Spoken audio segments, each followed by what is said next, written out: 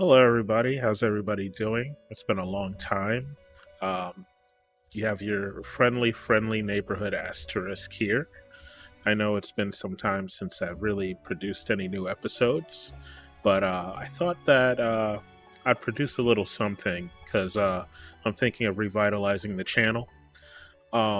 Reasons being that I've had a lot of people who've been in my life from various places who've been telling me that I should do more episodes again and I should produce more content. And I think it's something that I want to do because, generally speaking, like when you get very addicted to, not let's not say addicted, because work is something most of us do because we've got to put bread on the table. But sometimes when you get, I don't know, too used to the work loop. Wake up, go into work, sleep, wake up, go into work, sleep. Maybe add some hobbies you do here and there. Um, sometimes you're just so exhausted, you come home, you don't want to really do anything, and you kind of lose. I'm speaking from my own personal experience. I just feel like there are things that things like recording and talking and stuff like that are something that I really did enjoy when I was really doing it for this channel. And I wanted to slink back into it. I just could not find, I guess, like the motivation. I don't know if I'd say motivation. I don't know. It's just finding the energy to push myself to do these sort of things again. Over the past couple months has been very difficult and tough, but I think I'm finally reaching a place where I'll have time to, do a little small thing here and there. Maybe try and do some more editing like I did before.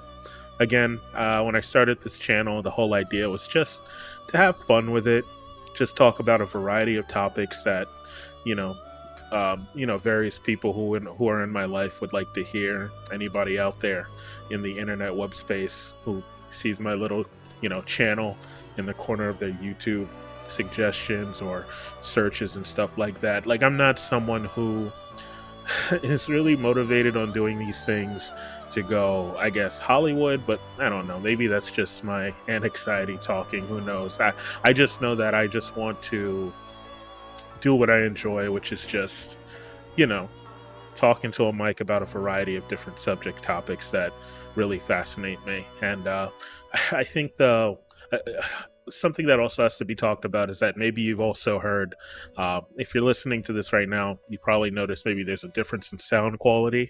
I've also kind of improved in that department in the sense that I actually understand now. I figured out what sound equipment that I needed to get from, you know, online, my local Best Buy, stuff like that, yada, yada, yada.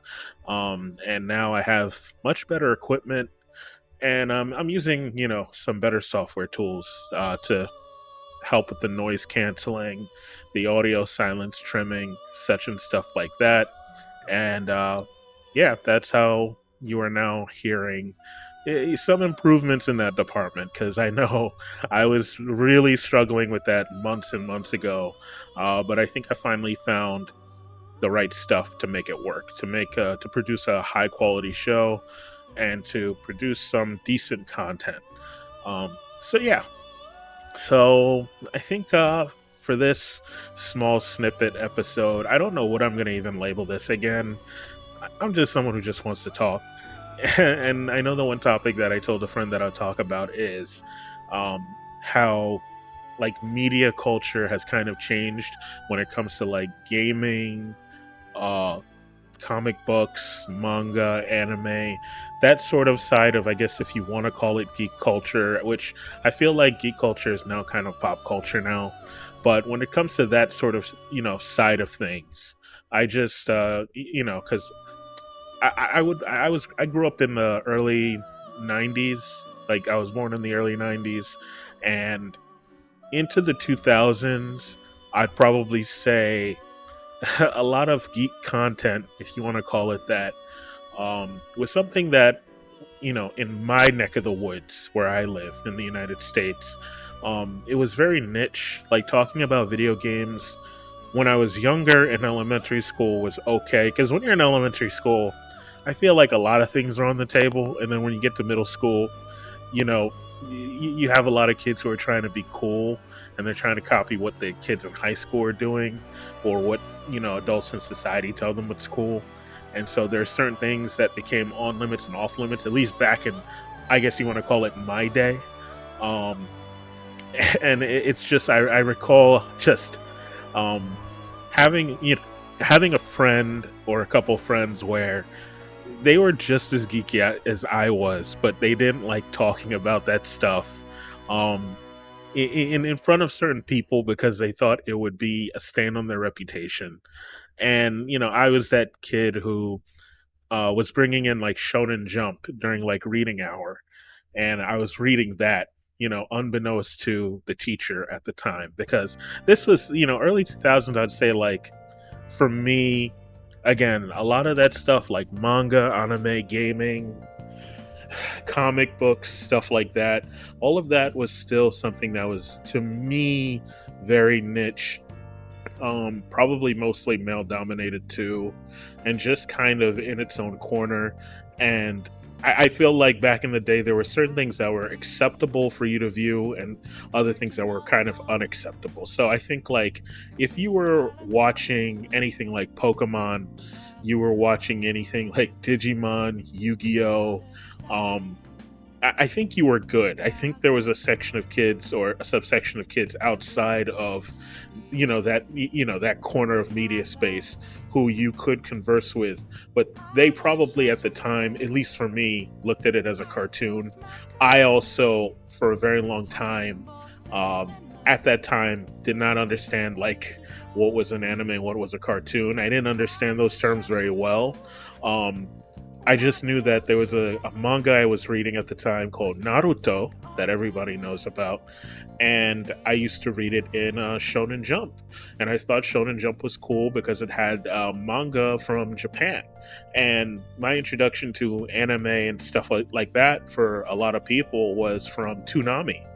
Um, with Tom, the host, I think he was voiced by is it Steve Blum, and he'd sail on his ship, the Absolution, and it was kind of like a block dedicated to just anime. And that's where a lot of people discovered Dragon Ball Z, Dragon Ball and Dragon Ball Z. And I feel like that was one of the big introductions for me into, the anime space. Definitely like Toonami, like for a lot of people who grew up in that era of time, having to catch it like at Saturday nights, and then you'd stay up even later maybe, and then you'd catch Adult Swim without letting your parents know.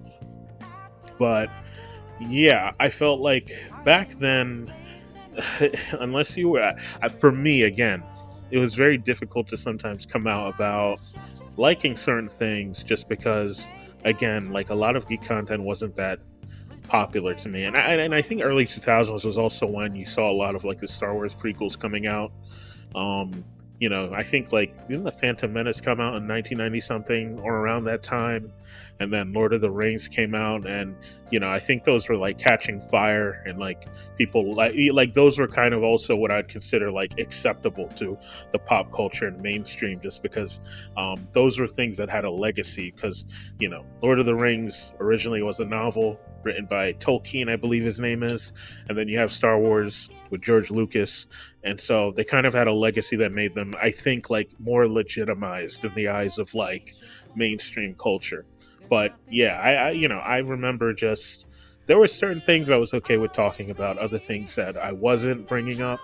But it's very different now because, you know, I'm in my late 20s, and like I can walk around with a shirt with Naruto on it, and I'll walk somewhere, and some like multiple people who are not just men but also women notice the shirt and are complimenting me on it. Like, that was completely something that was just not going to happen for me um, in the early 2000s. The in fact, when I bought my Naruto shirt, like I bought my first Naruto shirt just like a year ago, um, I had some woman who was like maybe in her like 50s, like who knew who the character was, and I'm just like, how does she know who this is? And it really blew me away. And I just know as a kid, it's very different now because getting anime, manga, apparel, memorabilia, merchandise is so much easier now than it was, at least for me back then. I mean, back I say that just because back then I was a kid who didn't really have money, but also I felt like you could not I could not go to my local store and find that stuff. Now I can, you know. If I took my younger self from the early 2000s and I brought them here now, it would be completely like they're going to the carnivore or something. Like it's just insane to me. I don't really know if like a lot of younger kids understand now who are into manga and anime, but you're very lucky in the sense that like a lot of this stuff is so mainstream that people are not going to roast you about it. And generally, if I walk around with a shirt with like the Akatsuki, um, or I walk around with a shirt with Itachi on it and the Sharingan, it's considered drip, like the kids say. It's considered style. It's considered swag. Um, but back then, people just look at that stuff and be like, "That's very obscure," or some people might even like roast you about it because they know what it is, but they don't want to. They don't want to expose themselves as like watching that nerdy stuff. They don't want to expose themselves as someone who watches that geek stuff. You know, if it doesn't show up on Toonami, if it doesn't show up on like there was a network called Four Kids, that took over after a program called Fox Kids. If it wasn't on, there's another channel I think called Jetix, which was like on Disney or something. If it wasn't on Kids WB, and it was just obscure, for me at least, it was considered something that may have been, I guess, like you could say, geek stuff, nerd stuff, or something like that. Um, I guess that's like the best way I could explain it. And I just knew, um, I knew some people where there were certain things that were okay to bring up in the public sphere, and there was other things that you just kept to yourself. But it's changed, and it's changed for the better. Because again, you walked around and you had like, Goku and stuff, Goku book bag or something. I think you'd be all right. But if you're a guy and you're walking around with like Sailor Moon and stuff like that, you might get called some very not nice things. Now I feel like I could probably walk around with Sailor Moon stuff at my age, and it wouldn't be really a problem, or nobody would really care as much. There's not this unfamiliarity and this fear from unfamiliarity when it comes to certain content in the public space, because things are just so popular now. Superhero movies, when ever since like first Iron Man movie, and then subsequent Marvel films after that, and then you have the Avengers film in 2012. Comic Con is just considered something that people from all walks of life go to because it's an exciting event. Marvel movies are considered a very popular thing, and even though I do think that there is kind of now a certain segment of the population that, I don't know if I'd call it a vocal minority. Again, I'm not out here doing a litmus test, or I'm not doing an academic study using stats and statistics on, I'm not out here doing surveys on like the percentage of people who are still liking these things and not liking these things. But I do think there is a certain contingent of people who like voice displeasure with a lot of like superhero films now, but I don't really think they voice them now because they don't like them, even though they do portray their opinions as, I don't like these things. I think it's really just because they don't like trends and popularity. They don't like the fact that like, they're walking in like I think like anytime people start to kind of hate on things, I think it's more because we all want life to kind of be a buffet where we walk in and every type of food imaginable is there for us to go eat if we want.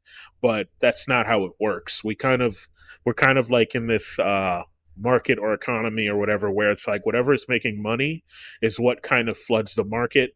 And this buffet you're walking into, economically speaking, only serves a selection of food instead of something wide, diverse, and arrayed that has something for you to really sink your teeth into.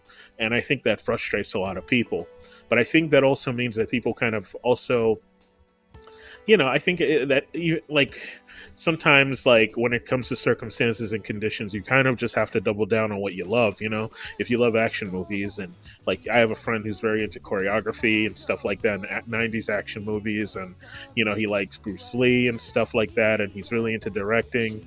Sometimes I talk to him, I'm like, look, like, you just got to really love what you love, and film what you film and do it with heart, and really have intrinsic motivation, not allow yourself to fall prey to like the depression of like the times, because a lot of the times I think like we all kind of want different things, because the time period we're living in um, isn't producing the things that we want to be more popular. And I think that is justified, because it feels like kind of like every now and then, the seasons of what's profitable and unprofitable change. And right now I think superhero movies very profitable. In fact, so profitable that DC is now, they've hired James Gunn, if I'm not mistaken, to produce a brand new DC universe. And I know there are people who have different feelings about that. um, don't attack me for this, but I think it was a long time coming, because I feel like DC at the beginning made too many mistakes. In my personal opinion, they tried to do certain things to compete with Marvel, and they did not work out. And because they don't work out, this is kind of the conclusion. It was almost, to me, I guess what I'm explaining is it was a too little too late situation or circumstance, where they finally started producing some good content, in my opinion. I really enjoyed watching, like, I liked watching Black Adam, for instance. I know some people feel differently about it, but I had fun watching it. I know I enjoyed watching Peacemaker. um, I enjoyed I enjoyed the Snyder cut of Justice League. You know, I thought the Birds of Prey movie wasn't the Birds of Prey movie that I wanted, but I do think that for what it was okay. You know, and I know like the Joker and the Batman are kind of not a part of the DCEU. They're kind of in their own universes and whatnot. But I do feel like DC started producing something, but I just feel like, oh yeah, and let me not forget Shazam. Shazam was also really really fun. I enjoyed that film, but I do feel like they started to catch on to something with the more recent films. But I felt like it was too, I think it was too late, because they've been at this since I think the Avengers movie in 2012 came out. And I know there's some people who really like, a lot of their prior content. I wasn't the biggest fan of Man of Steel, but I know someone who one of my friends is, and he loves it. But I felt like DC really never hit that Marvel stride, and they, them wanting to rehaul the whole universe, I think is something that was a long time coming to begin with. And I know that's going to be a statement that makes people feel a certain way, but it's kind of how I feel. And it's unfortunate that there are some people who are really invested in this new universe, who are very invested in the actors, people who really loved Henry Cavill and his role as Superman and stuff like that. But unfortunately, I guess, you know things happen. So I'm sorry to all the people out there about how things are shifting and changing. And hopefully James Gunn produces a universe that can be, maybe comparable and even better than what Marvel's producing. Who knows? Because I think the DC universe has a lot of potential. I was just never really a fan of how dark the DCEU was. I know some people feel differently than I was, but I've always felt like the different movies and films and stuff like that should match the tone of the hero we're talking about. Like, I want to watch a Superman movie that, it can be edgy if it wants, but I kind of want to feel hopeful by the end of the movie and stuff like that. That elates me in a way that sometimes I get when I used to watch like Smallville when I was younger. Um, And Batman, I feel like I'm okay with Batman being dark because that's what he is, you know. But like, I don't know. I just kind of want a DCU that is a little bit balanced in its light and dark representations, and that's kind of, I think, one of the reasons why I like Shazam, because Shazam was very lighthearted. You know, there were some things that were going on behind the, in the subplots and the subtext that were kind of, tugged on the heartstrings, but it maintained the light of the character, and that's kind of what I hope James Gunn is able to do. Really focus on the different kind of like substances of what makes these characters in their worlds and backdrops. And so, yeah, best of luck to Mr. Gunn. But going back to what I was, talking about, I think that, a lot of kids now, I'm jealous and happy for them, because generally speaking, I think that like it's good to live in a world where the thing you love to do is accepted. I think, I've heard all sorts of things. Like, for instance, back in, I think, was it the 70s or 80s, there was like something called the Satanic Panic, where, this is when Dungeons and Dragons was in its most infant state. It had like, they have like some, like, these are like very old modules that people are running, and, groups of kids all across the United States were being criticized and ridiculed for a game they love to play, all because, there were certain segments of the, religious population of the country who were calling them, were saying that they were communing with the devil and stuff like that. And, I think it's very sad that it's sad when you have something that you love to do and it's completely misrepresented by a population that doesn't really understand what you love to do, or they'll never understand what you love to do, or they're not meant to understand what you love to do.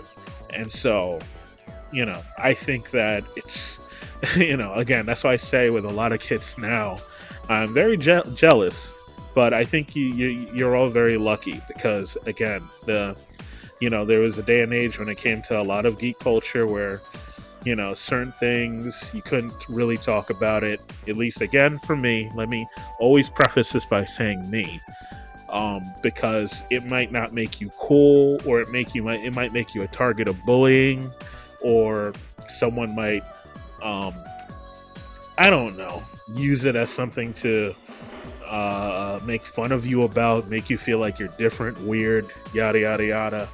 It's good that now, even going back to that Satanic Panic I just talked about, you can go on Twitch or whatever streaming site, and Dungeons and Dragons is so big now that you can watch Critical Role with Matt Mercer. I hope that's his name, Matt Mercer, and I think he's on Critical Role. And there's all these other like tabletop RPG websites, or shows, I should say.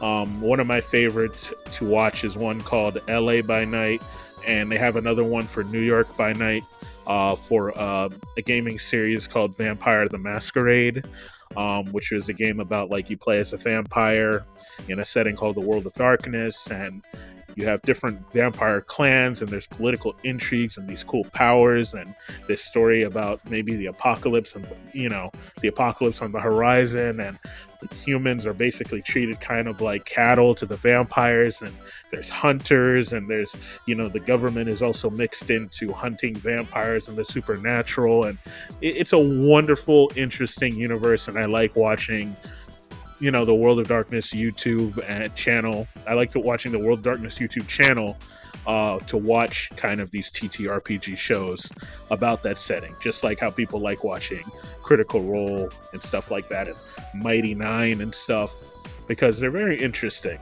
It really gets people. They're so popular that I think it's made playing these games so normalized, and I feel like it's almost cathartic, because it's a type of game setting, or a type of gaming that had, was so lambasted at a different time for being associated with the occult and the demonic, and now it's experiencing such wide acceptance now, and that's, I guess, basically why I wanted to make this episode, to really talk about how it's really great that people can enjoy this, quote unquote geek content now and not feel ashamed. And that's one of the reasons why I never understood why there are certain people who kind of feel insecure when it comes to certain different marginalized groups entering our space, because I'm the type of person who also took hits. I'm the type of person who also um had to come, I had certain people say certain things about the stuff that I like. I was listening to Japanese rock and Japanese pop in middle school, and I had friends who used to roast me about it, but I really love that music. Now, like, if I told someone I like listening to Japanese rock and Japanese pop, that I wouldn't get the amount of looks now. Nobody would really think it's weird. They just say it's a different genre of music. Now, there's some people out there who might. There's always going to be some people out there who are going to think you're weird for what you like. But I kind of like now that everyone kind of has a community that's large enough to accept them, and has enough power to where you don't have to feel like you're alone anymore in how much you enjoy these things. you know there's some people out there who think watching Twitch streams, for instance, is very weird, yet they're sitting on a couch watching someone throw a football from 1 yard to another, but they're not playing the game, and we're not playing the game either, but we just like the atmosphere. We just want to see what the game looks like. We want to interact with our favorite streamers, see what they like, see, go through their own experiences while just spectating and observing them. Because that's what I like to do when a new horror game comes out. I like to see someone else play it because I'm too terrified to play horror games. I get anxiety playing horror games. I can't really play them. So, that's kind of what I love about modern, I guess, again, quote unquote geek culture, which I consider pop culture now, because it's just like you have gaming, which is like is it like $1 billion industry now that's like as big or bigger than movies and stuff like that. And so that, I guess, that geek world, you could say, has a lot of power and clout now. And even there is some, when I speak of and say that, to some degree, I feel a little bit of jealousy. It's because I think deep down inside, I guess I have to preface this by saying that, years ago there was kind of an event where, I don't want to go too into it. There was kind of an event called like Gamergate and stuff, and it had a lot to do with journalism and ethics in gaming, and somehow, lambasting women got tied into it. But I've always felt like it's good that, things have become more accessible now, even though I understand the feelings of people who, they kind of liked gaming years and years ago because it felt like our space, I guess you could say. As someone who grew up male and stuff, like, it felt like a space that we had, and we were, as a group, kind of like ridiculed about or made fun of because, we weren't people who were, living a life of a different culture that was more mainstream and accessible. Gaming and geek spaces and stuff like that were our own personal spaces where we immersed ourselves in worlds and characters and identities that helped us with a sense of escapism and immersion, to escape from feeling helpless or to, feeling like we don't have a sense of control. And we entered new worlds where we felt like a stronger, better part of ourselves. And now it's kind of like, though, at least for me personally, I feel like now I understand kind of like the frustration with some people who are like, I don't like this more inclusive era, because I feel like, I guess I'm trying to interpret how they feel. I guess with me, I'm trying to interpret like, there could be a sense of frustration because it's like, these people who used to make fun of us are in our spaces now, and they didn't have to take any hits. They're in our spaces now, and they didn't take any hits, and you feel sort of a certain way about that, because that's how I feel. I'm kind of like, I had to kind of take my lumps, take certain insults, take certain ridicule, take certain ostracization and shame from the content that I enjoyed because it wasn't popular. And these new people kind of didn't have to do that, and they were kind of a part of maybe that pain I had to feel. But I think that it's good now that we're in a space where this stuff is easy to talk about. If I walk up to someone, I'm like, "What's your PC build like?" It's considered something that's normal to talk about. What console are you getting? What's your favorite video game? What's your favorite anime? What's your favorite Naruto opening? Who's your favorite Boku no Hero character? Who's your, what did you really love? If you love Berserk, what did you think about the author?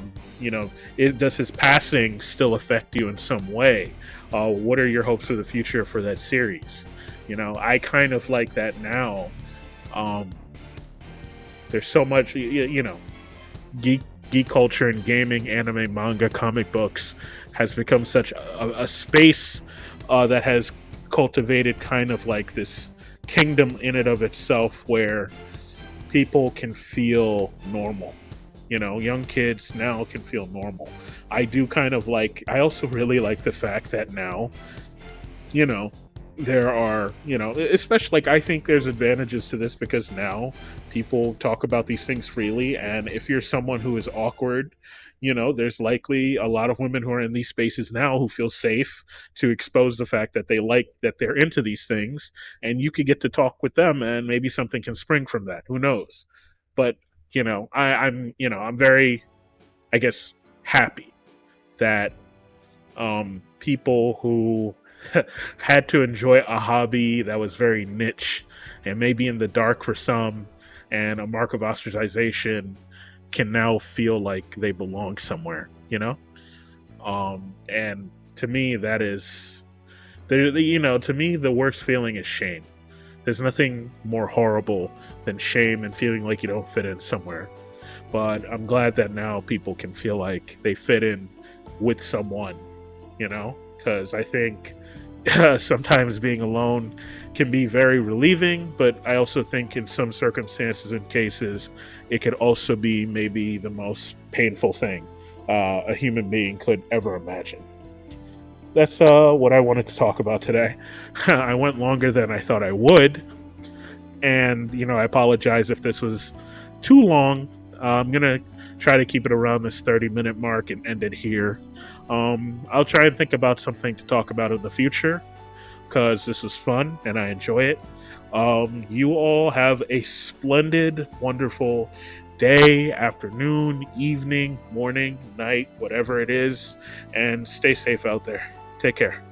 Later.